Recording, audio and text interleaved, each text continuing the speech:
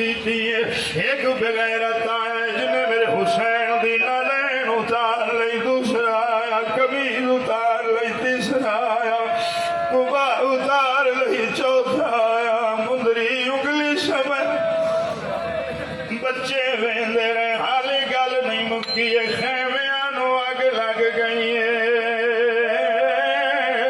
रावी लिखदा है मैं कुदरती कोलों गुजरिया एक 4 साल दी बच्ची ओदी कमीज नु अग लगी है। मैं करीब होके कोशिश की थी अग बुझावा, मैं करीब ना बच्ची पीछे हटदी है, पीछे हटदी, पीछे खेमे नु अग लगी हुई आई। आखिरकार रो के आ दिए बंदा है खुदा पीछे हट जा, मैं हुसैन दीदी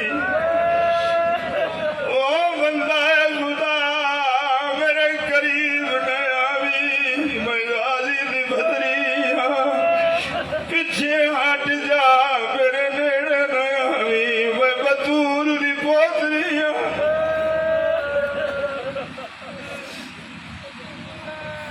मैं दीगर दा माहौल पे पढ़ना जे तुसा सुन लिया कबूलियत दी मोर लग गई। मेरी मावा बहना बेटियां बैठियां ने ओ बच्चे करन किया घबरावना। 4 साल दी धी वेंदी रही प्यो कुसदा फिर धी ते बाप दा जड़ा प्यार है सिर्फ धी जानदी है या बाप जानदा है।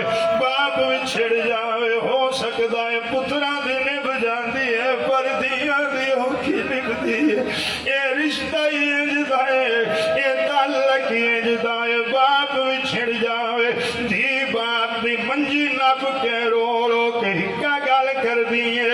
धी पुछदी है बाप दी मैयत कोलो भावें जींदियां होवन मावा, रो रो के आंदी है दस तां सही इस वेड़े विच हुण आवा यार।